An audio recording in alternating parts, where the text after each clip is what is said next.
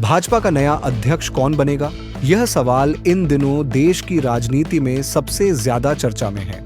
मौजूदा अध्यक्ष जेपी नड्डा का कार्यकाल जल्द पूरा होने वाला है। पार्टी में नए राष्ट्रीय अध्यक्ष की तलाश शुरू हो चुकी है। खास बात यह है कि इस बार राष्ट्रीय अध्यक्ष के लिए राजस्थान से किसी नेता को मौका मिल सकता है। 1980 में भाजपा के गठन के बाद से अब तक राजस्थान से कोई भी नेता राष्ट्रीय अध्यक्ष नहीं बना है।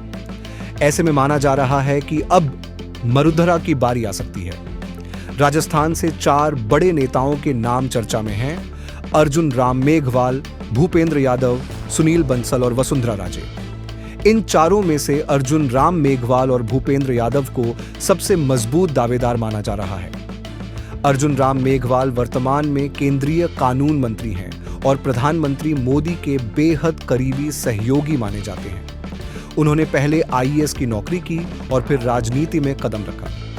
वे दलित समुदाय का प्रभावशाली चेहरा हैं और संसद में पार्टी के प्रमुख रणनीतिकारों में गिने जाते हैं।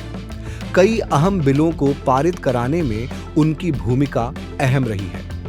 वे बीकानेर से लोकसभा सांसद हैं। दूसरी ओर भूपेंद्र यादव, जो अभी केंद्रीय पर्यावरण मंत्री हैं, पार्टी संगठन के पुराने और विश्वसनीय चेहरे हैं। वे लंबे समय तक भाजपा के राष्ट्रीय महासचिव रहे हैं और नरेंद्र मोदी, अमित शाह की कोर टीम का हिस्सा रहे हैं। भूपेंद्र यादव को चुनावी रणनीति, गठबंधन और नीति निर्माण में माहिर माना जाता है। वे अलवर से सांसद हैं और राज्यसभा में भी 2 बार रह चुके हैं। इनके अलावा सुनील बंसल का नाम भी चर्चा में है। वे वर्तमान में भाजपा के राष्ट्रीय महामंत्री हैं और यूपी चुनावों में पार्टी की जीत के सूत्रधार रहे हैं। वे मजबूत संगठनकर्ता माने जाते हैं और राजस्थान से ताल्लुक रखते हैं।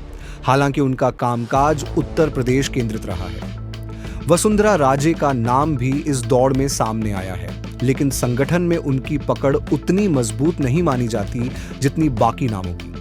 अब बात करें भाजपा अध्यक्ष चुनने की प्रक्रिया की, तो इसके लिए कुछ नियम तय हैं। राष्ट्रीय अध्यक्ष बनने के लिए नेता को कम से कम 15 साल तक पार्टी का सक्रिय सदस्य होना चाहिए।